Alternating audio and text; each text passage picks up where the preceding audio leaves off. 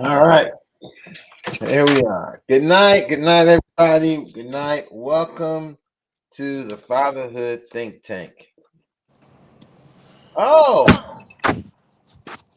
look who's here, Dr. Gaines. Good night, my good friend. Peace be unto you, my brother. Yeah, I didn't even know what happened to you. I thought maybe the No, worst, the worst had disposed you. no, you know, you know what, I found out something interesting when I was without my phone for about a week. You had I the had, most peaceful time ever in your life. I had no desire to recover it. And when I got it, I was in no rush. I actually have a second phone, but I didn't even turn it on. And when I tell you the peace I had, oh my goodness. Okay. So it was truly a special time. Then of course we went back to work. All right, great. Good night, everybody. Welcome to the Fatherhood Think Tank. It is your 90 minutes of intellectual conversation about father issues. I'm going to do a little bit something a little different. Working on programming. I'm going to talk about the sponsors before let the fathers who are performing tonight. I mean, the fathers who are on the panel on the discussion tonight talk. I'm going to talk a little bit about our sponsors, highlight our sponsors, um, and then highlight them again later when we get close to break time. And then I'll talk a little bit. So again, I'm Dr. Ron, the curator of the Fatherhood Think Tanks. Tonight's topic, and I'll just tell you really quick so you can think about. And it's funny how these topics come into play so often. Tonight's topic is grudges can be relationship builders. And I know, listen, I know that sounds a little strange, but we're going to get into what that means and how that sounds. First, let me just start by just highlighting our first sponsor. Our first sponsor of tonight is the Zeta Chi chapter of Omega Psi Phi in Fort Lauderdale, Florida, 1954. They have been a long sponsor of the Fatherhood Think Tank. I just wanted to, again, after I went to the leadership conference, I got some information that we really needed to be branding as much as this with their sponsorship because I see people have kindly begin to take take it as it's some of their own stuff. But anyway, long story short, this is from the Zeta Chi chapter, Fort Lauderdale, Florida. Uh, Bossless Vaughn Howard, one of our key sponsor, along with our other sponsor, JAG Attorney at Law, Miami-Dade, Broward, West Palm Beach. Uh, Maybe you may reach attorney Johnny A. Gaspar at j.gaspar at jag1law.com. Phone number 305 7 I mean 827 8087. And that is our sponsors of the Father Think Tank show, our forum, our get together conversation. I just wanted to feel like the new get sponsors, make sure they are recognized early. And now let's go to who our guests are tonight, our fathers who are in the room, and let them introduce themselves on tonight's conversation. Gentlemen, welcome. Good evening. Good evening, my brother. Who would you like to go first? Anybody go first? Anybody can go first. That's very kind of you. We'll let the elders. Well, I don't know. Not all of I may not be maybe the going elder alphabetical statesman. order, maybe. In what alphabetical order?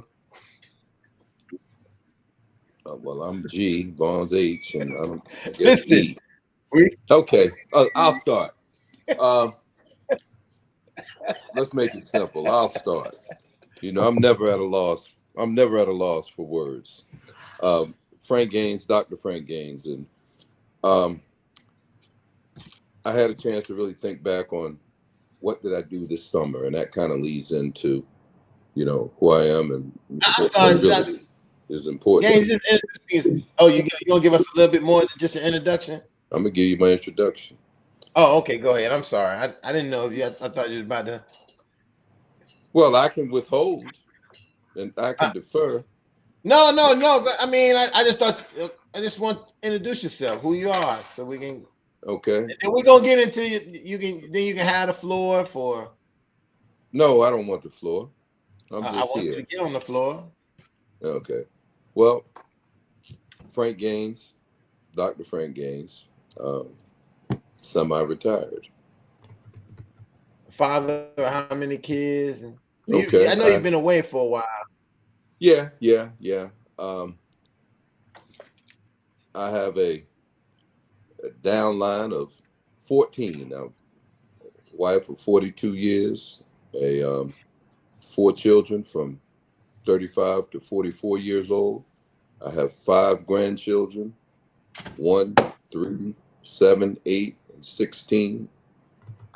2 son-in-laws and a daughter-in-law, 14 deep. And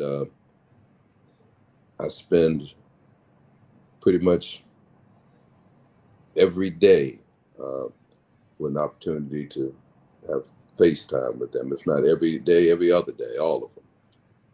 So I'm a 24/7 father, grandfather, whatever you want to call it, all day, every day. All right. Thank you, Dr. Gaines. I guess I'll go next. Um, my name is Ed Tenney. I am transitioning to a single dad of 3. Um, I have 1 grandchild, 1 on the way, and my adult children, they range between the ages of 30 and 37, and that's it. I'm sorry, Tenny. Did you say you got another grandchild on the way? Yeah. My son Luke in California, they're working on baby number 2. I hear it. I hear it. And, this is. I mean, folks. I just want to say this: that we're not just some guys who come on here and just talk. I mean, we do have relationships. So when I hear something like that, that's great to hear. I'm glad that Luke is starting his own little family, just like his father. So that's how it goes. Next. All right, I guess I'll go. Vaughn Howard, father of 2, married to my wife for the last 18 years. I have a daughter that's a junior in high school and a son that's a sophomore. Currently doing some daddy stuff as they're both in practice right now. So I'm sitting in the car with 2 good brothers here in the Fatherhood Think Tank. Thank you for the Jesus. opportunity. A junior, you said? Yeah, my daughter's a junior, my son's a sophomore. Yeah, listen, I'm just gonna say that today I'm a little bit bubbly, a little bit more bubbly because I have something heavy on my mind, and me and Lightborn probably are feeling some the same way. But I'm probably being a lot more sociable with you brothers because first let me finish the first thing I'm saying. I was gonna say I remember when they were little kids, Vaughn. So it's when you say junior, next thing I know, we're gonna turn around. You can say she off to college, he off to college.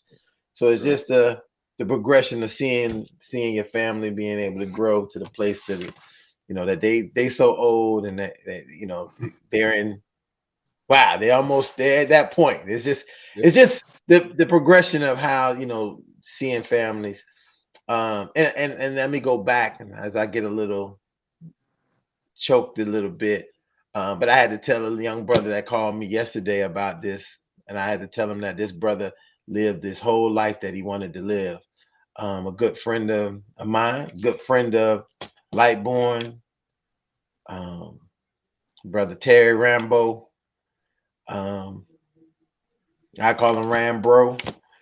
He transitioned, um, and he was a good he was just a good man. And I want to send condolences to his family, and he was a really good father. Um, to me, I believe he was a good father. I can't speak to any, I can only speak to my experience of him as a bandmate, as a schoolmate, as the kind of man that I looked up to when I was a young dude in college, and he was an upperclassman. Later, the things he departed upon me, and later on seeing his marriage and his family and his children, setting a model for what I know for sure. He exclusively expressed to me one time in a conversation is that I wouldn't even be here if I ain't getting this band thing. I'll probably be back in Miami already dead or in jail or whatever. And he told me that in college, when we was in college, and it always stuck with me because to later on see the things he did after leaving college is one of those things where we have this enlightenment, and we in our lives that there is no matter how something starts in the beginning, don't mean it have to always be that way. All we need is a pivot to change everything. So again, I just wanted to, and I just wanted to send some condolences to his family, and I'm gonna miss you, bro. So just say that in a big part. And I know that I was gonna call Lightborn to tell him, but I seen he already posted. And I said No, you know what? And it's a good segue I already for me to introduce anyway. myself. So Lightborn, I'm sorry. No, you're That's good. been heavy on my mind. Yeah, I think we gonna all process this in different And as soon as ways. I seen you, then it just sparked up. Yeah, we have to process this in different ways. Let me introduce myself first. My name is Lionel Lightborn. I'm a father to a tribe of 7 young adults, 3 young women, 4 young men, one granddaughter. Matter of fact, my granddaughter's birthday is this month, and one grandson. And so it's always a pleasure to be here with you, gentlemen. Far as dedicating, and I would love to dedicate this show to Terry Rambo Joseph, because it's amazing how your lives can. You knew him from the band side of it, but I knew him from the other side he was talking about. And so I knew him. I knew him from the Miami side. I know him from the Liberty City side. And so, of course, right, he was like a big brother to all of us. And but like most big brothers, they have their tough exteriors, but they have the tough exteriors for all the right reasons. So he was never really, even if he stayed in Miami or if he stayed in Liberty City, Little Haiti area, whatever the case may be, I think, well, and again, if nobody ain't already told him this, I don't think he was in no danger of being a bad man. He was on his way. He was always on his way to being a good man, and which translated into him being a great husband, because I know his wife just as well as I know him. A great father, because I know his sons just as well as I know him. As a matter of fact, I used to about like a year or two ago, maybe 3 years ago, his son had just transitioned from college, and he started working in an organization that I was working in. And so I got to always tell him, some stories. We just laugh, and he'll tell me some stories about his dad or whatever, and what it is for Terry to be his dad. Because I'm like, I don't know Terry as your dad. I know Terry as a friend, or Terry as a schoolmate, but I don't know him as a dad. So what was he like a dad? And also I get to tell him, share with his son what he was like a man, or what he was like a teenager growing up. You understand? The dad or the young man or the teenager, they wouldn't know because they're his children. But nevertheless, God has blessed him in a short time to accomplish some great things. And he was president of the FCAA, which is the Family Christian Association out of Miami, who does a plethora of things throughout the Opelika area. Again, great husband of 30 years. Great father, because all of his sons turned out to be magnificent young men in their own right. And he got great friends. That means you're talking about whoever knew that we had Terry in common. And it's amazing how all of us, I think they say you're with 3 degrees separated from each other. and how it is. I know Ron from one entity of life, and then Terry connects us in both entities when you guys came to what had to be one of the highlights of my life, and I'm always congratulating and thanking my wife for that, which was my 50th, a surprise 50th birthday party. And so for everybody to culminate there and then just have somewhat of a family reunion and know that can never happen again because the people who made that happen, some of them are not there again. That can never be. That was a once in a lifetime thing, and I'm grateful for that. So that's what made me so grateful with not only just for the life of Terry, but the life of every man I run into, particularly good men, like all the men on here. Doesn't matter what the ups and downs may be. To thank God and pray that we never allow our disagreements to turn into disconnections, and that's what I get to experience on here every Tuesday and in life. So this is just a reflection of what I get to experience and what I'm blessed to experience in life through the very platform that we share on here. The fact that we can have each conversation and disagreements and still love each other. So I'm going to leave that right there, and that's the life of Terry, and I thank God for it. And I think, I rightly so, we'll dedicate tonight's show to Terry. You know, I think that's a great homage, you know, for that brother who was the things that we talk about. You know, I think that it is not often that, you know, that happens, that we celebrate fathers all the time. We celebrate everybody who comes on. We celebrate everybody, but in the opportunity of really celebrating that brother and his family's time, and we can do it. Listen, we can do it. We ain't got to talk to no producers or no owners. We can say, hey, we dedicate the night show to Terry Joseph Rambro, as I call him. Okay, now let's get down to our topic. And our topic tonight is an interesting one, because I didn't want it to be about why people keep grudges, but grudges can be relationship builders. And I want to definitely hear from the fathers here their thought about a grudge, what a grudge is, how have they had grudges, and how could it be a relationship builder? Have you had an experience where a grudge turned into a relationship builder, or building a relationship with someone that, you know, you maybe had a grudge about, or changed the trajectory of that relationship?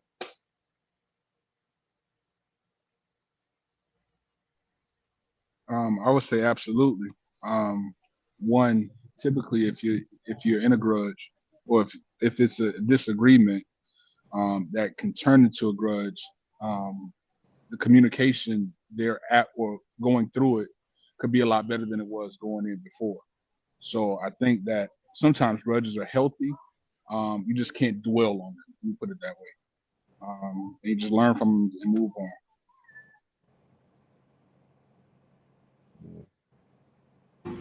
I think, well, for me, I think grudges make room for growth. And if you don't understand what it is to have a grudge, you won't understand what it is to have growth. I think it give us the opportunity to exercise things that we don't normally get to exercise, like forgiveness and empathy and stuff like that. And so, with that, I could think about, and I got 4 kids, so 4. And you know what? And I don't want to limit my interaction and experiences just to my kid's mother, because it's unlimited to any relationship that you in, far as human beings go. And I can have a grudge, but I can also have people that have a grudge against me as well. The importance of that, and particularly being a father, is the fact that I became a better ally, and I'm not a better ally, not to the relationship. Well, you know what? I became a better ally to my children's mother when my children had a grudge against me, if that makes any sense.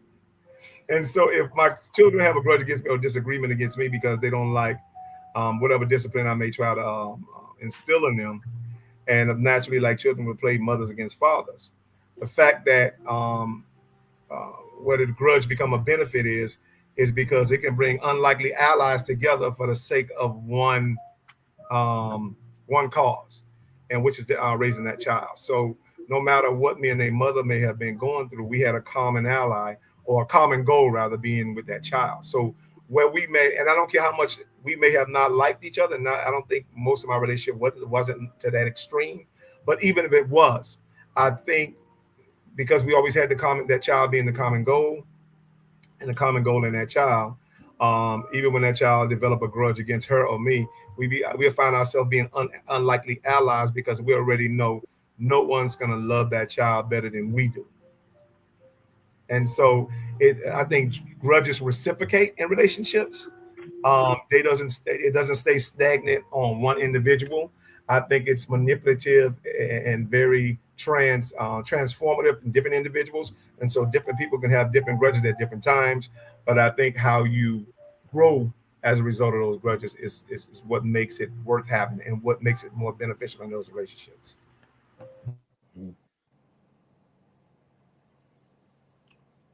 Yeah, I'll say that, having worked in education for the last 35 years, spent 20 of them, in leadership position, I've dealt a lot with grudges in the workplace, and without question, there are opportunities for growth, because people like to hold on to their position and what, they think, should be the direction that you move in. And, you utilize that, I've had the opportunity to utilize that to really get people to grow as a result, and, just become better at what they do. But more importantly, when I think about grudges in the family context, my attitude there is very different, because the person you are at work is a lot different than the person you are at home.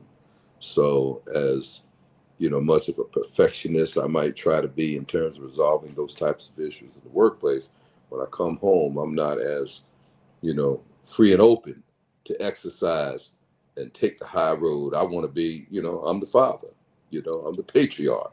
So it's got to be my way. But the true leader in making that in my family, when it comes to the whole idea of grudges and petty differences between family members, and I'm talking about my 4 kids and my grandkids, is my wife. And some of you have met her. Ron has. Ron probably knows her better than any of you, and because of the kind of person she is, you just those types of things don't exist. You don't want that to be, she won't allow that into the household, and it's not because she's just over the top. It's the example that she sets. So when I think about grudges and differences within the family, because she's so open and everybody in the family talks to her, and she's a consummate matriarch, that two people are not on the same page, well, one's going to talk, one is going to talk, speaking of, one is going to talk to her, then the other will talk to her, and pretty soon, I mean, it's gone. She just has a way about being able to deal with those things. So I can't even really say that grudges are even allowed to exist. These little petty differences and squabbles. I mean, she has set the example, in my family, and she's far better at it than I am in my home. Okay. I might be, I might be that guy in the workplace and resolving that type of stuff, but when it comes to home, that's where my emotions and my feelings and all those things play out. But she's the leader there. So, I got a partner that, really leads the way when it comes to that. It's interesting because I think that, here we are, we're talking about this, and I think the conversation is really on par for married fathers, right? And I think even Lightborn kind of made a mention of, the idea of what happens when you are co-parenting, and how these grudges, you may have a grudge, and it hopefully it becomes a partnership. I would love to bring the idea of how you may have a grudge. How in this relationship, for a lot of co-parenting, or as I would like to call co-parenting fathers, right, are even non co-parenting fathers. That might be the reason why they're having the grudge. That sometimes what ultimately will happen through development is there is going to be a time that you and your co-parent, either mother or father, may be holding this grudge, but soon is going to have to build a relationship because of that. Because the child is going to grow up and utilize your grudge to disarm both of you, disarm the situation. So you have to be ready. If the truth uh, is in the best benefit of the child, everything is in the best benefit of the child. I'm doing what's best for them. Your grudge may have to turn into an allyship, right? For the best benefit of the child. And it takes people a time. It takes people a time. It takes them the challenge. It takes them the actual incident to occur to be able to even see the importance of it. Sometimes we can just be kind of thinking about me, how I think, how I want, the way I feel. And it's not until we get to that pinnacle moment that the father has to say, I gotta let go of this petty grudge I got with the mom. Or the mom saying, I gotta let go because the child, I need the dad to come be on my side dealing with this child. Or we're gonna lose our child, or our child's not gonna be able to make it in some ways in that case. And that's something that takes some growth and development on both parts of the adults who are gonna do it. But I, I think a big part of it is being able. And then I even think about this in a whole nother context, looking at in the object that they have divorced each other, and they have a grudge because of the divorce, and the children are having to somehow now find a way to stop the grudge because for the best. And I think most of this is occurring. What I've seen it occurred is that there is a new development for their child, and both parents are going to have to be there, be around that situation. But their grudge is allegedly not letting them, and they're going to have to do the same thing. Let go of those grudges to benefit your child. I'm not coming to the wedding because your dad gonna be. I'm not coming to the wedding because your mom gonna be there. But who are you hurting? Point to kind of bring up in reference to this.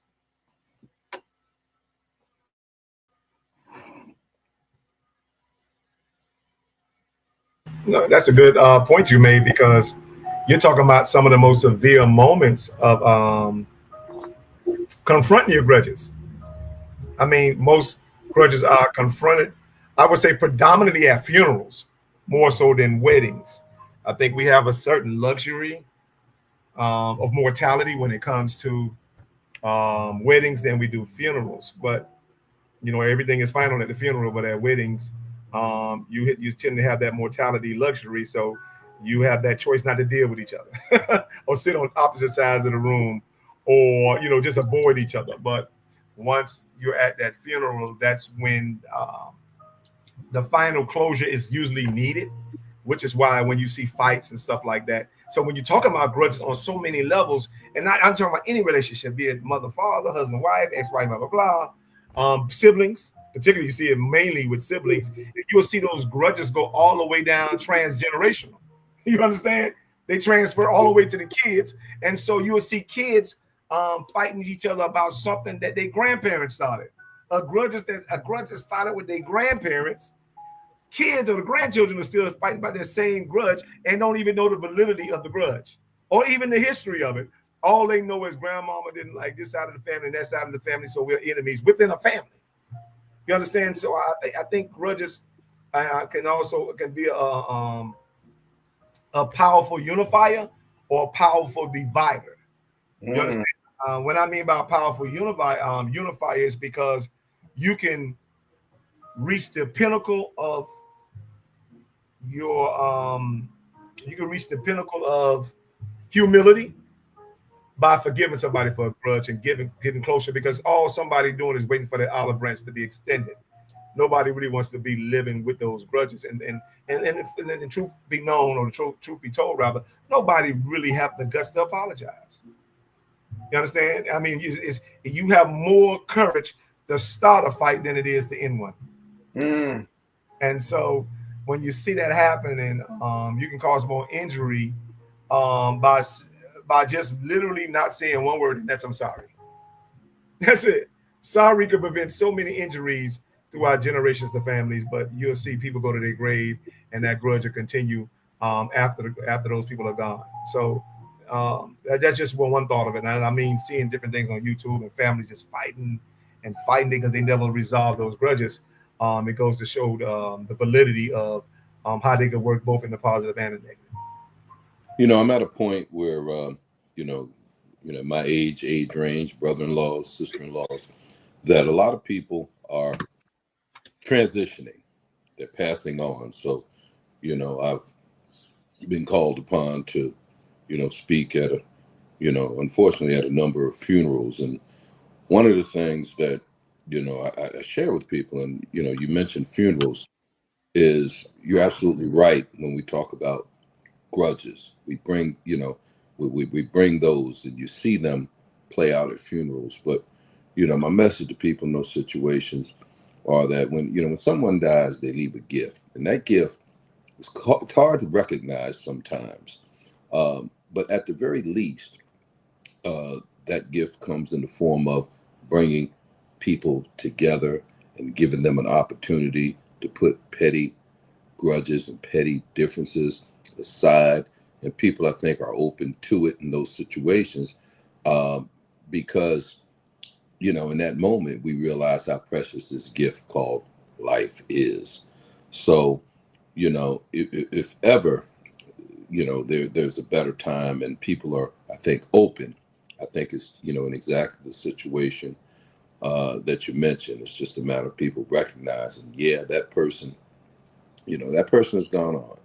They left a gift. They're no longer suffering. But here's an opportunity for family members that have not been able to even be in the same room with each other. They're forced into a room in a situation. So, just to extend your point. Yeah.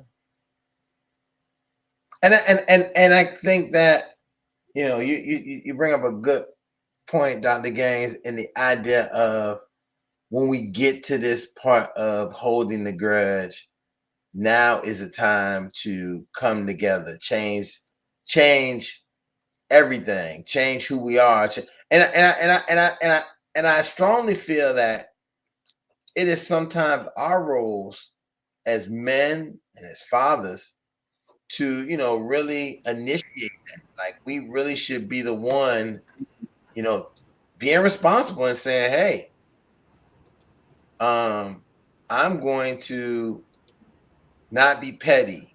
I'm going to be the bigger guy. I'm going to be the one to let go of these things that are not really serving me. They don't really serve me. They're not really good for my nature. They're not doing me any good. I think a lot of times, and I think when I showed the picture about this idea of holding on to a grudge as it sinks to the bottom of the sea, and you take it and it takes you all the way down. Well, if you let it go, you're gonna pop back up and let the grudge go. But sometimes we don't have the way, and I'm even coming into a large part of, as men and as fathers, what we really should be instilling in our younger men around us, because that's where a lot of them are finding. I looked at some statistics today, man, here in the city, and it was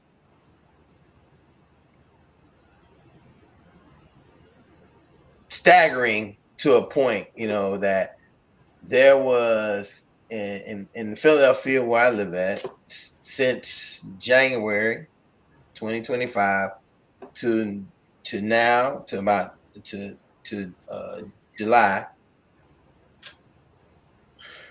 There have been 0 gun-related incidents for Asian between 16 to 30, some number, right? There was 22 for Hispanics. And some of them had fatalities, not all of them.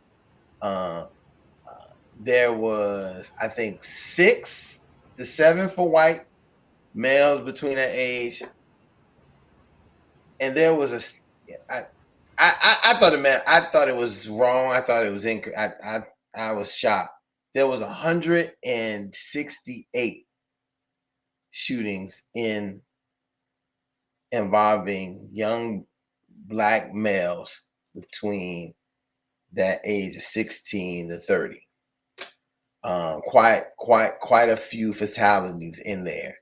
And when I thought about that and said, hey, I can imagine that a large majority of these things have to do with grudges, right? People got grudges, not having an attitude. And how are we we have a saying here in the city is like old heads. Where's the old heads out here saying that really this stuff is not that important, bro? It's not worth you taking somebody's life or you losing your life because you're doing that. But it seems that the message is not maybe getting out fast enough. It's not getting to where it needs to get. Or I feel like sometimes as the men that we are, we're not sending the message.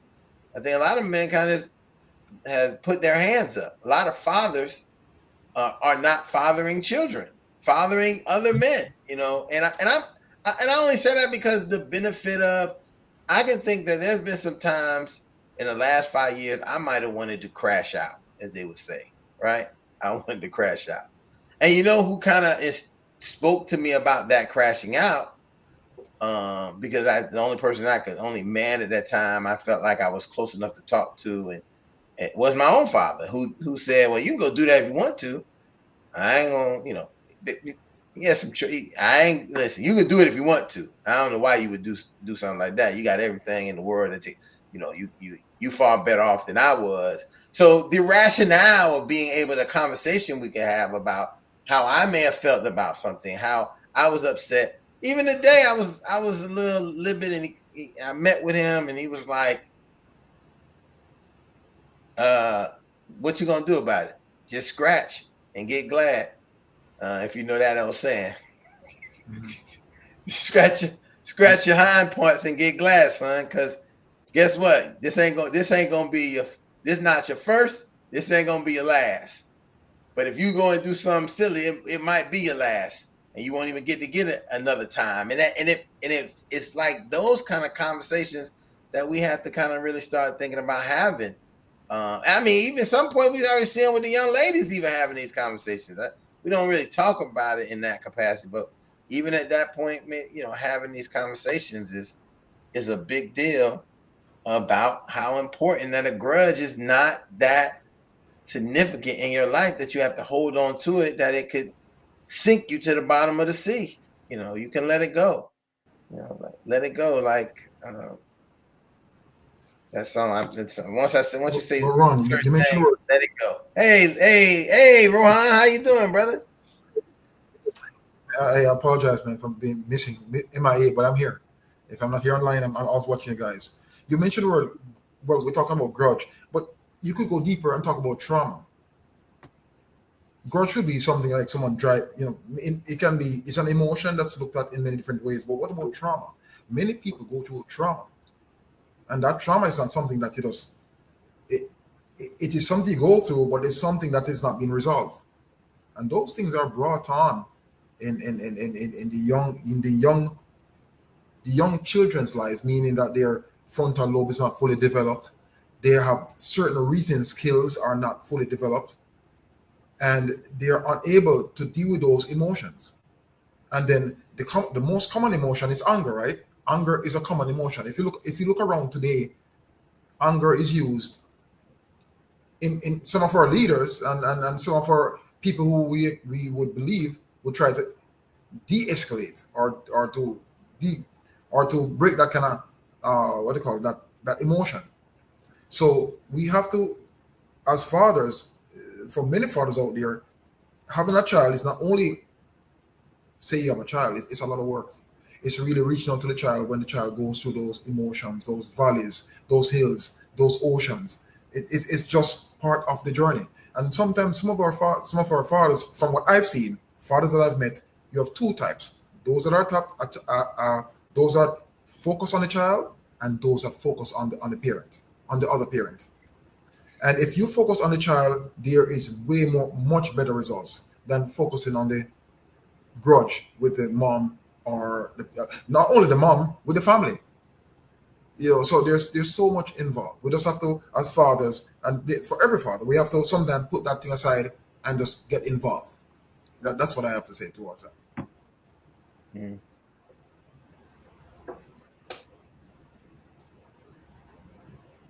I think for me, again, going back to even the healthy part of it,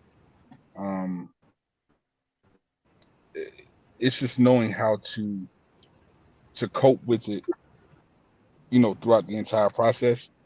And when I say that is because, like Lightborn stated earlier, when you're talking about parenting, and your children are trying to sway one parent versus the other to get their way, but yet and still the way that you got there is that you may have had a disagreement with your significant other about the way you were going to parent, so to speak, and you came to some type of consensus saying, you know what, at the end of the day, it needs to be for the betterment of the child or the betterment of the house in order to have this I guess you could say disagreement, to agree to disagree. And I think that's one of the things that sometimes as people of the diaspora, we don't know how to do that so well, to agree to disagree. And that could be when you hang with your homeboys in the house, it's either our way or the other way, but you got to realize that in order to be heard, you have to listen, so to speak, on both ends. So I think that, if we have that mindset going in, our grudges, we can understand our grudges just a little bit better than just saying, you know what, I'm gonna be pissed for about 15 days and not say nothing to nobody when it really wasn't that serious. That's my outlook on it. Hey, don't I see you up here? And you see them wheels turning 10. Come on, jump in here. Get in when you fit in. Barbecue or meal do. Yeah, I'm just listening. I guess I mean, I know I've had grudges and have been able to grow from them and move on. I guess the difficult thing, I guess in recent times for me is if grudges against you or you personally are valid, I guess. I'm not sure how to explain it. If there's a core value of yours that you set a standard on, and you create a, I don't know, lack of a better word, a boundary regarding that standard, and then the other individual, they become upset with that standard, and so a grudge, or they may have aught against you because of whatever stand that you're trying to take, and in that particular circumstance, it's kind of like a one-sided grudge situation where they may have out against you. You don't necessarily have out against them. You're just stating, where you stand on a particular issue. I'm not exactly sure how how growth develops from um, that particular scenario. Because if you're comfortable with where you're standing, and you believe that your stand is right and just for you, um, and the other individual may have a grudge as a result of you taking that stand. Um, how do you move forward um, with that particular scenario? I guess that statement kind of turned into a question. What, I, I, I could take that on. Yeah, I could take that on real quick. I can put a quick answer to that. Sometimes in life, when you're responsible and irresponsible, right? Let's just split it up. Our persons in the dark, persons in the light. There's consequences for both. If you're a responsible individual, there's consequences. It doesn't mean you're necessarily right. It's just there's consequences in doing the right thing, right? You stop at the stoplight, the light turned red, and you stop. And there are some folks who see the light, and you know what they do? They press the gas and say, you know what, I don't want to stop at the stoplight. I'm going to go through. So it's not necessarily you're wrong.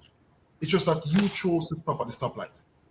And that's a good thing because you're obeying the law. And there's just some folks who are just going to do something different from you. And that's why I think Lightburn mentioned, or one of the gentlemen mentioned about agreeing to disagree. So it's not me it's not me telling you to drink what I tell you to drink. It is me saying I don't want to drink this, and you drink what you want to drink, and we move on. I think what you, Tenny, and thank you for that, Rohan. Tenny, the question you just asked, just inspired two responses for me. I think you're gonna have two outcomes when it comes to grudges that I think most people deal with it. Which is almost like what do you say, the fight or flight response when we're talking about different parts of the brain. So you have that fight or flight response, the outcomes of grudges can be number one, growth, right? Which we all agree on, or it can be guilt. You understand? And so you got two people that actually can see those two options, growth or guilt.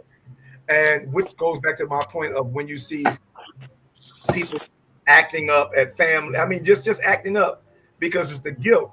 They don't want the growth. So and people will actually be okay with the outcome of guilt. And they have, what they call it, they have learned how to live with the guilt. And it's very crazy. I mean, they saying crazy, but true. And so a person would rather be in a guilty relationship with you than a growth relationship with you. A growth one means require change. You understand? But a guilt one say I'm all right. A guilty relationship, I'm all right the way I am. And so when you're in that guilty relationship, what happened is you're gonna always see some kind of conflict, not so necessarily coming from your end, because you may never feed that conflict, but you would always see that conflict always trying to what they call it, antagonize you, no matter what the situation is. It could be a wedding, it could be your children's high school graduation. You would always see that. They would always be, because they live in the guilt. A person who live in the growth have to actually manage the person who living in the guilt, right? And this is not just in your the father mother-child relationship. This is just about every relationship you in. Siblings, brother, sister, brother, mother, child, blah, blah, blah. You may even have to do it, manage it with your own parents. Because you may be accomplish something that they may have accomplished, but took it the wrong way. And here's the strange part about it. They always wanted you to accomplish it. But they never realized that I would feel this way when you accomplish it. And they never realized like life will be this way after you accomplish it. And so it's hard to be like always, be in a position where you were somebody else's hero. And then when you achieve certain accomplishments, now you get to be where you put them in a position to be where you can be their hero. They don't know how to be that because they spent most of their life being your hero. You understand? And so there may even be an unconscious guilt or even an innocent guilt with that. And so it depends on whatever the temptation may be. But this is why I think it's so important. And I think we don't show this a lot because when it comes to humility, we don't demonstrate those. I don't think we teach those. We don't teach that even at 50%. We teach courage and perseverance and then all that other stuff we teach. We don't teach those things. When I'm talking about when it comes to humility, we don't teach the things that we really, the things that really hold relationships together. We don't teach that as the magnitude, with the magnitude we teach being a leader, being assertive. You understand? We don't teach that. So when it comes to using that, then that's why our kids become at a disability, because if we're not teaching that in society of what humility means, what forgiveness means, the power of it, because we don't see that as power. And it's not even so much taught as power, it's taught as passivity. You understand? And it's taught as weakness. But when we teach the fact that, man, this is the thing that may hold your family together, you may be the only one to do that. You the only one have power of forgiveness.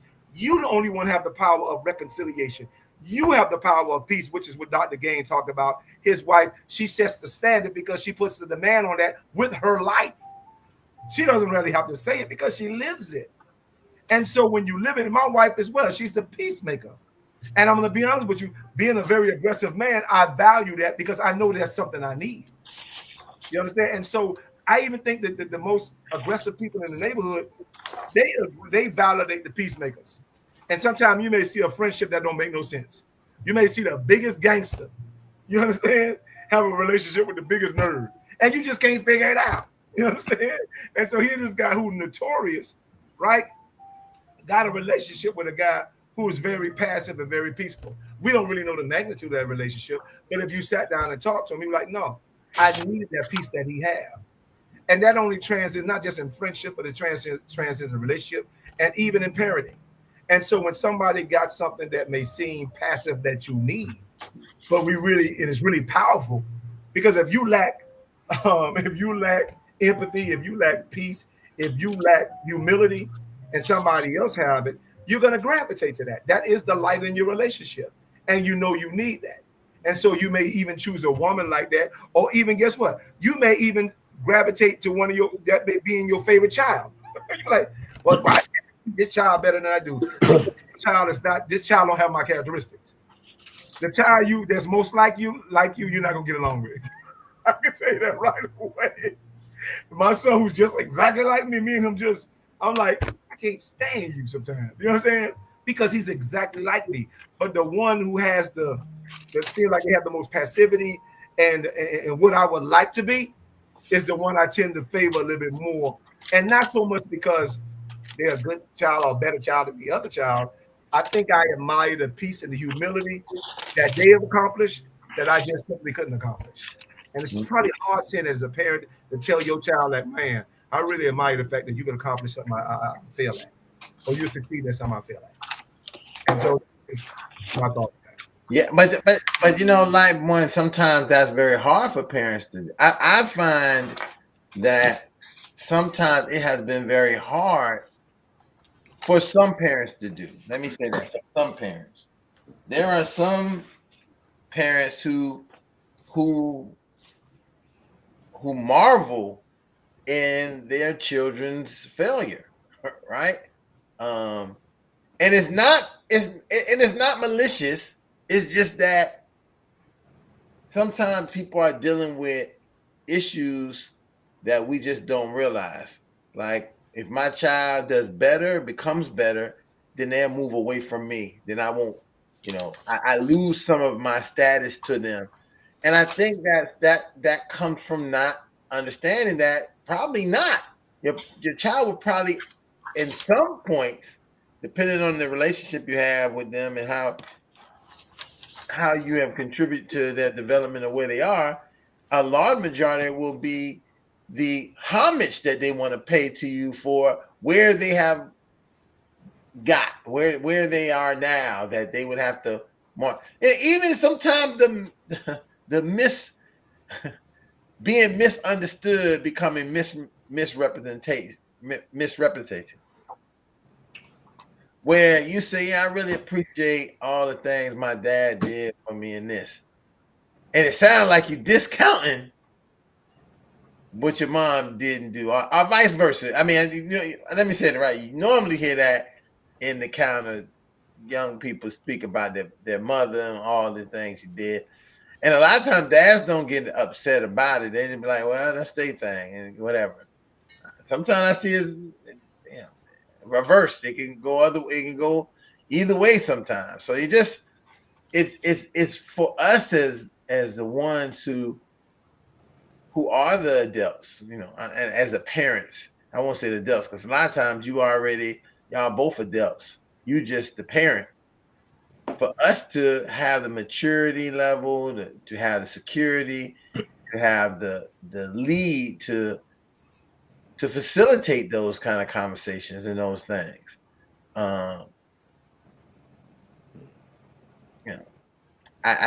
Sometimes you got parents who just, as their kids getting grown, they just starting their life over, trying to relive the life they missed when they had the kid. So that leads to a whole nother kind of almost like, listen, we all know this. You've seen the video with the young lady and her daughter, the lady and her daughter looking like sisters, and out here, it happens, The dad all buff and he got a gray little beard, and the son, buff, and they're like they two pals out on the dating scene with each other, those kind of things, and it's like competition, and there does become some, and I'm speaking about this in a very and I'm not speaking about this as what I think. I'm thinking about what I do know. That there is a point where there can be this idea of adult, child, and parent becoming competitive, holding a grudge because in the dating scene, because you still me and Rohan could be, because me and Rohan two single guys. I mean, not single, but not married, because I'm not really single, but hey, keep it rolling. Anyway, I use this as an example. Me and Rohan, it won't hurt anything. I'm putting any charm, but me and Rohan here competing for women. That's me and Rohan, two guys the same age, 1973 born, Ghana guys. There's nothing. We two pals, and we can go to the street and do that. It's a little bit different if you doing that, with your son, mother doing it with a daughter. That kind of builds some real, because you're talking about a factor in here about, hey, you are my parent, and my other parent ain't doing what you're doing, kind of thing. My other parent got out here, doing, trying to get the same chicks I'm getting or the same dudes I'm getting. They going with their life. What are you doing out here? And that could set a grudge. And then if the parent feels like they in competition with their child. And I'm using dating. Listen, don't get me wrong. I'm using dating, but this dating is easy, but there's a lot more complicated things. And one of the things I think sometimes, and I see a lot of, is education. Like a parent could sacrifice for their child to get an education, and then hold a grudge for the child getting education to be where they're at. Almost like I sacrificed all of this, so you now should sacrifice everything. And the child is sometimes looking at, listen, yeah, you sacrificed, but I had to sacrifice to do the work to get here. I got to be like my brother and did nothing, who still stay in the house with you. Now you want me to bring you to my house? Why? Because if I bring you to my house, guess who else got to come? Where he gonna live? We should all. He's not gonna come to my house, because if he with you, I move and say, Mom, you can come stay over here with me in my 4-bedroom house, even though it's just me and my 4-bedroom house that I'm successfully got. You come, you can stay in a room. Listen, who you think coming over there every week, every day? My brother, doing nothing. So it's those kind of things that, and it's all hypothetical what we're speaking about, but these are real things I think that are happening to people when we talk about the grudges. And I think the way to resolve some of this is conversation, true conversation of transparency, and not going to our natural defense mechanisms because we're feeling something. When we feel something as human beings, we immediately get our defense mechanism and we respond. We don't. What I love to say, and I love to use this term. This is from 24/7 Dad. I'm still using this 24/7 Dad curriculum. Instead of criticizing somebody, confront them. And I know people say confront. No. Confronting does not mean that you are attacking them. It means that you're going to give your point of view and you want to hear their point of view of why they feel or what they see or how they feel it. And that starts the dialogue. Whereas if I criticize you and say something about somebody, I'm just immediately putting them down, putting them into a place that they can't come back from. They can't really, get to a point to say, well, why are you talking to me like that? Because you deserve for me to talk to you like that. Kind of conversation. And that makes people then do what? Go to their defense mechanism. And from that point, they can shut down or they can turn up. Either way, it's not going to in a resolve in the long run. So, and Ron, the best framework I've seen, for dealing with grudges, and it's something I've had to come to grips with, is what I refer to as servant leadership. As a parent, it's a dictatorship. But as your children grow and become adults, that authoritarian style no longer becomes effective because, your children now are out there trying to navigate the same world that you are. And so with authority, so since you no longer have authority over them, if you come to grips with this idea of servant leadership, that your role is first and foremost to try and look at things through the perspective of others. That's the first step in that process. Once you are able, that helps you take a step back. And then rather than trying to impose your values or what you think and how, things, should work, approach things from the standpoint of what can I do in service, whether it be my child, whether it be my spouse, whether it be in my workplace, wherever it is, what can I do in service? Never mind imposing what I want. First, understand, what other folk are trying to accomplish. Probably the best thing you can do to, when we talk about trying to improve a relationship and trying to, eradicate a grudge, is step back and say, okay, let me do something for that person that's holding this grudge first. Let me open up. Let me open up this dialogue rather than going tit for tat and back and forth. Let's see what I can do in service to that person. What is it they want? What's important to them? And really make a genuine and earnest effort to try and help them achieve that, to, approach that goal. Forget about you, your perspective, your wisdom, and all that you bring. Try to look at, try to approach, when we have these grudges, try to look through the other person's eyes instead of, drawing your line in the sand and dying on that hill. But, for me, I've had to,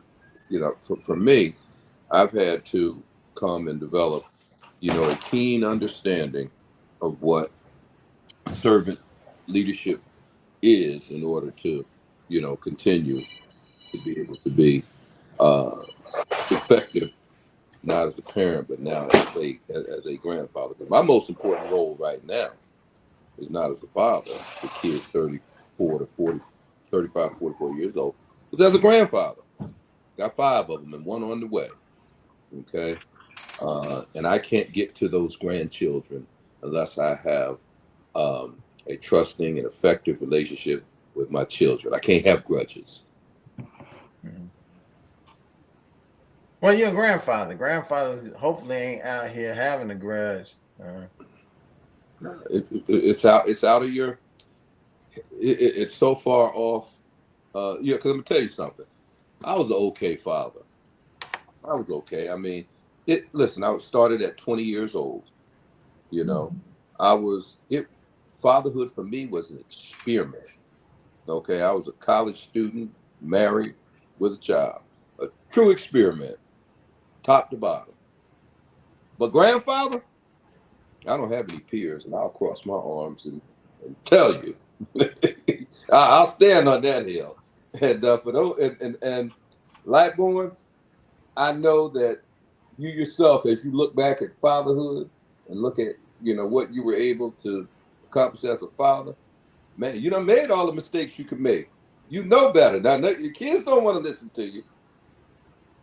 But hey, look, as a grandfather, we're just so we have our capacity to be to father as a grandfather has just increased exponentially.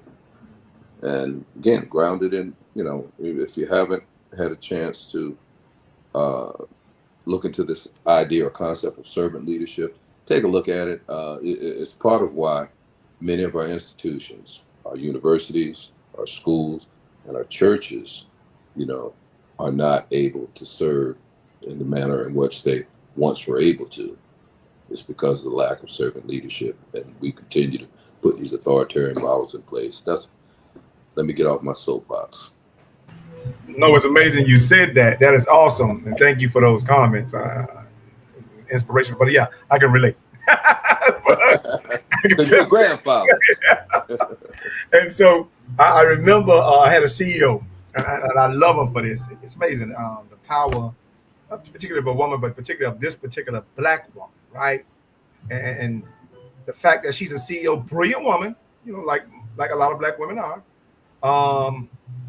And she, brilliant as she is, she got all these contacts. I mean, and she's just so wise with the leadership. You talk about servant leadership, because with the servant leadership comes wisdom, lots of it. And with that, she doesn't do a lot of talking. She do more trying than talking. And I thought that was just like phenomenal, because I wasn't used to that type of treatment. Here it is, she doing more trying than talking. Now, when it comes to leadership, you rarely see that, right? You see more talking than trying. And here it is, this woman that's just phenomenal, well known in the community, and not just in our community, but I mean throughout the University of Miami. Matter of fact, her and our current mayor of Miami-Dade County right now was great allies. And so, matter of fact, the mayor of Miami actually backed her run when she ran for commissioner of Miami. And so her name was Allison Austin at the time.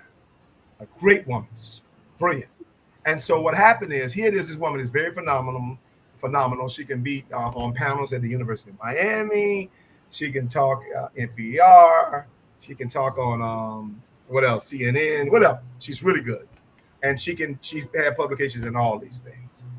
And here this phenomenal woman. And I pull up to work one day, early. I'm normally a little late, but I'm early this particular day. And I pull up and I back in, and I see this phenomenal leader.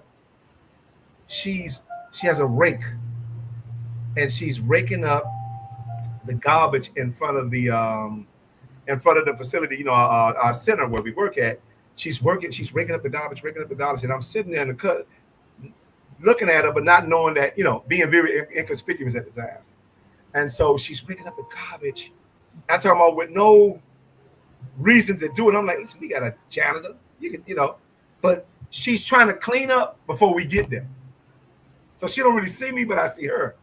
And I'm looking and I'm sitting there like, damn, this is the most powerful lesson that I'm gonna ever receive. I knew it at that time. That's gonna be the most powerful lesson I'm gonna ever receive between me and her. And I didn't let her know I saw her because I had to still respect the integrity of the moment. And she did it with no remorse. Did everything like the janitor would do it. Cleaned it up. And by the time we came in, we was not even a wiser that garbage was all over the place. And let me put a pause in there real quick. That we thought, right, that the community, because you know sometimes when black communities, we'll just put something on black people right away.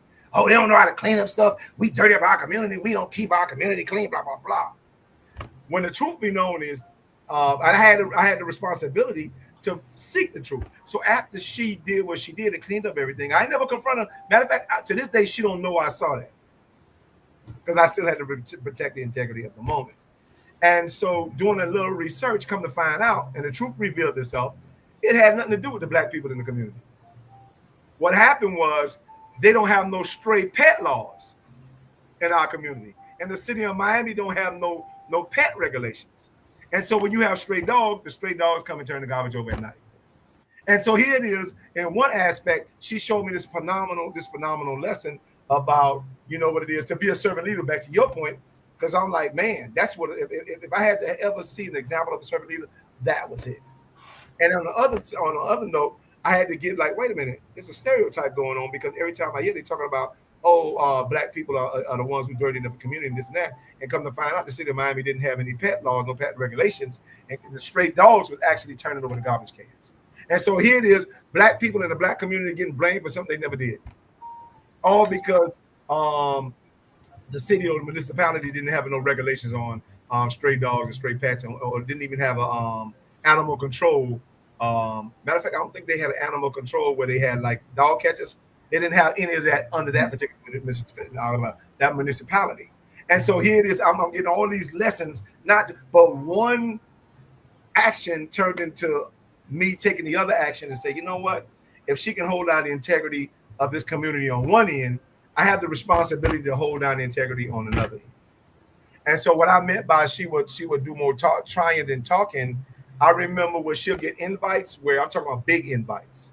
You understand? I'm not talking about small, I'm talking about big invites. So she'll say she would have to go talk on a Miami Herald's platform. So she have a Miami Herald platform that she was invited to that may have coincided with the University of Miami platform.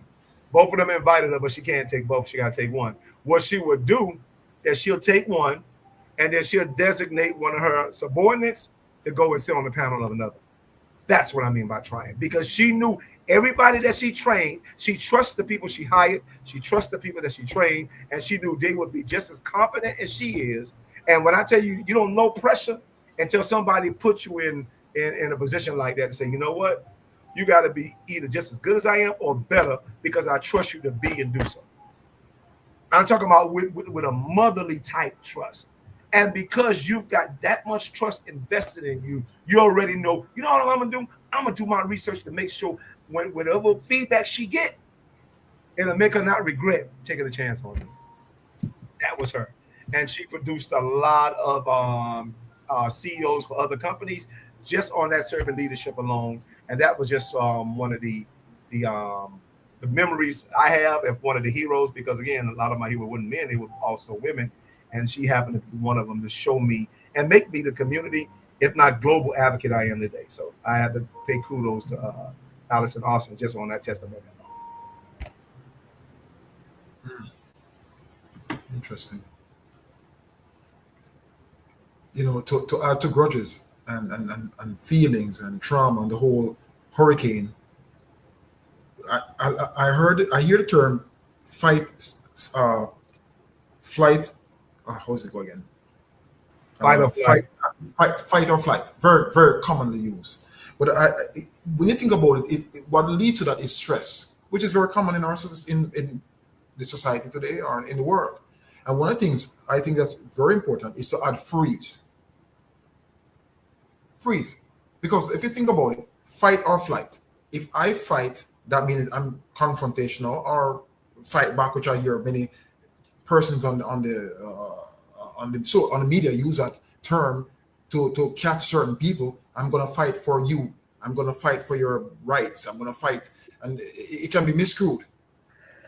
But in terms of stress, we should freeze.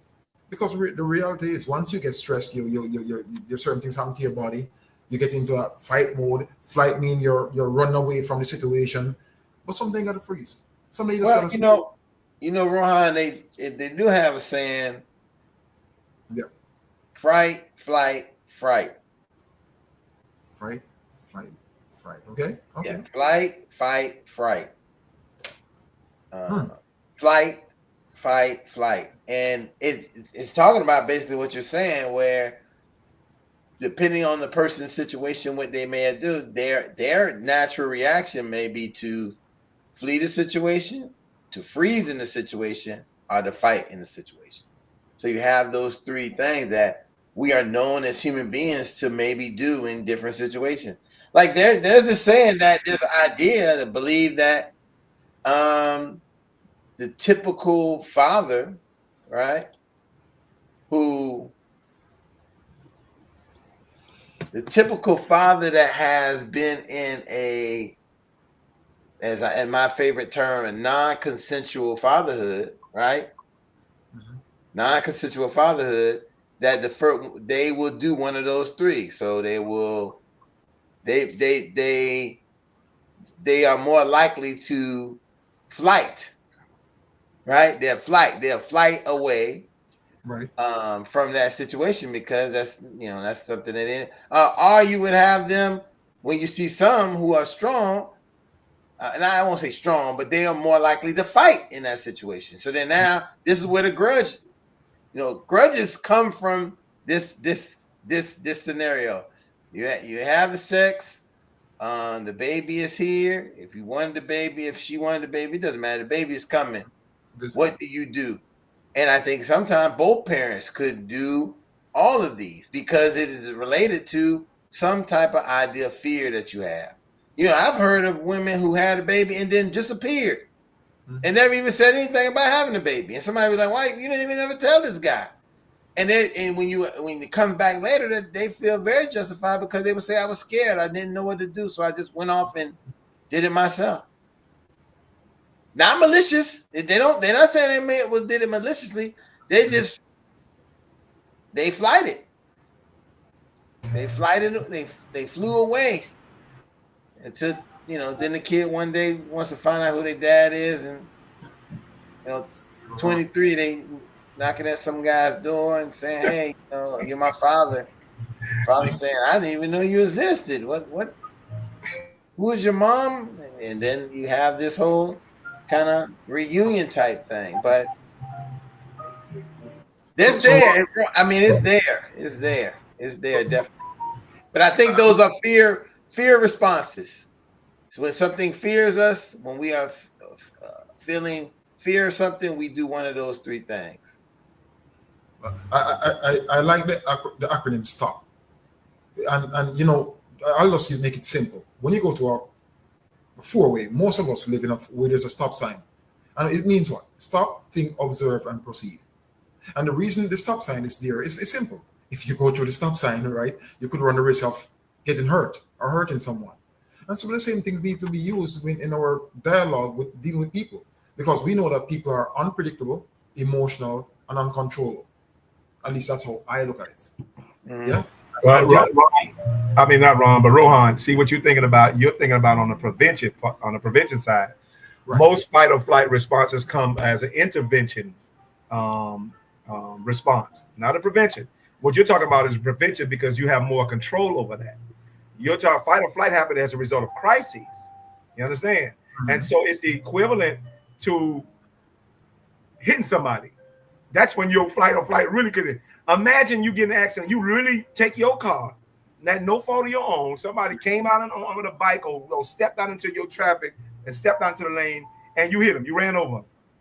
That's right. When you get the real experience of what fight or flight looks like. Right. Exactly. Right. You got to make it where everybody can understand it. So how that pertains to fatherhood, I mean, I felt it myself. I was a teenage father.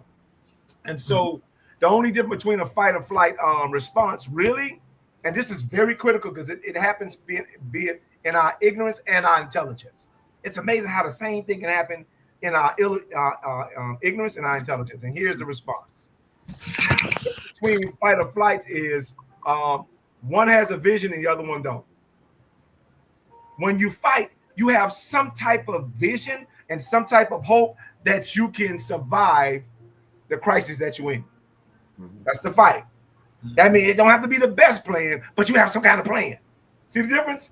That's the vision. That's the only difference between the two. One have a vision, one don't. One have a plan, the other one. So as the fight response, again, if I think I can win this fight, I'll have it.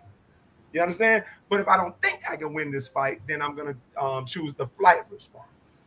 And that's the reality with both. So I think it's just a human, again, it's just human nature. It's very instinctive. It happens that's not limited to men, but it happens more to men because the way society is structured. We've been allowed to, we have a lot of luxuries. We have a lot of advantages when it comes to those circumstances. A woman knows that she can't detach that child from herself because that child is growing in her womb. So she don't have that luxury and that advantage to walk away like we do. And because we do, but we also know that just like in a car accident, that childbirth or that conception is life changing, just as well as and just as critical as that car accident. But whether you stay around and treat the victim, you understand, or the injured, because contrary to popular belief, when you get a woman pregnant, there is certain levels of injury that come along with it. Once you have that baby, that's an injury. When she goes through the mental health and all the psychological traumas that comes along with having a baby for the first time, that's an injury. And so how we stay around and how we plan to stand, support and treat the victim on the scene of that particular crisis will determine how we treat the flight response versus the flight response. I'm gonna leave it right there. Well, listen, I think that the good place to put the pin in that, when we think about grudges and how they operate, we've come all the way to what I think is a connector, that grudges sometimes have a lot to do with our fears, that unmanifested fears. So then we respond in this grudge, and it's not until we address that fear we can move on from that and move into a better place. So that's a great place to put. I want to just, again, I want to shout out our sponsors for tonight. Again, JAG, attorney at law, Miami-Dade, Broward, West Palm Beach. You can always reach JAG, attorney at law. That's Johnny A. Gaspar, Esquire. His email is j.gaspard@jag1law.com. Or you can pick up your phone, call him at 305-827-8087. And if you want to go see the type of law that he practiced, maybe, you should always check out what your lawyer does and how he operates. Go to www.jag1law.com for JAG Law. See, I'm good at it. Hey, don't forget, we got to have that show that's built around what he's doing, because I think we have to. We got to get him on. We got to put that show together. Yeah, we got to get that show. And then our other, sponsor, I again, let me say again, the Zeta Chi Omega Psi Phi chapter, Zeta Chi 1954 chapter, that has been actually, pinnacle sponsor of the Fatherhood Think Tank from the beginning. Initially, I wasn't thinking about how important it was to keep the chapter's branding in with ours, with the think tank.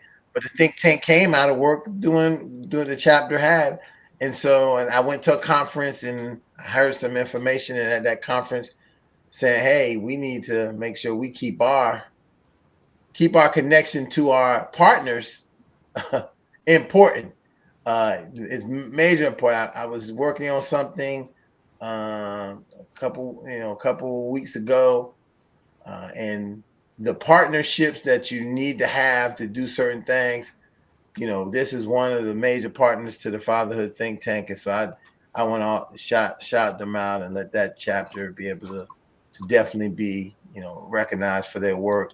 Dr. Gaines was a clinical part back in the day when he was what are you guys over there, president? Oh no, the boss list. Come on, man. You know what we are. When he was over there being the boss list of the chapter, a big part of that, and Vaughn has continued to do it. So definitely we want to celebrate that partnership that we have that supports the Fatherhood Think Tank. I think that's probably more than anything, really acknowledging the companies and businesses that support us. Again, if you're interested in sponsoring the Fatherhood Think Tank, just drop me a line, hit me on social media. Let's have a conversation and let's see how we can support your business as you support ours, or support us.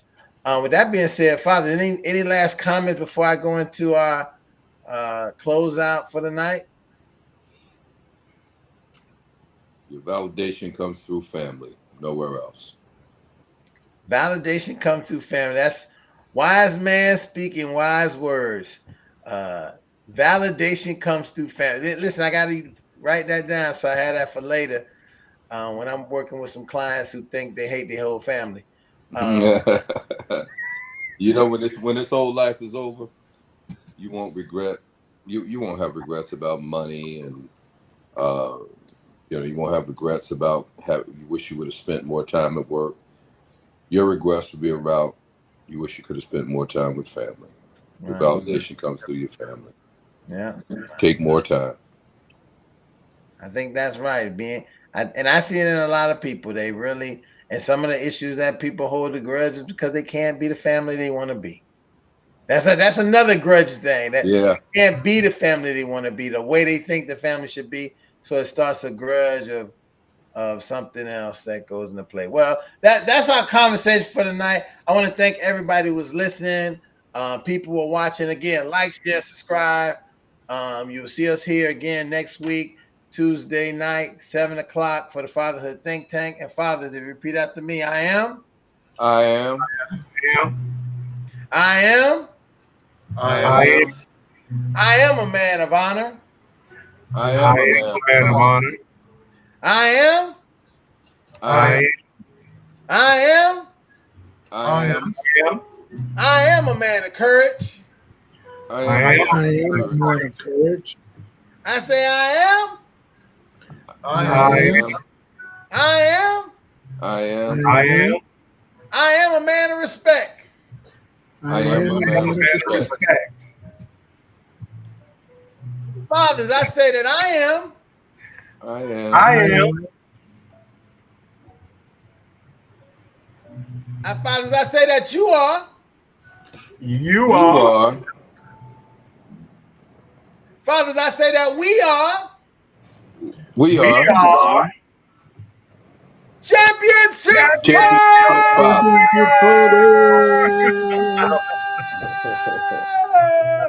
And as always, we lift our arms up, holding our children under our arms and the families on our backs.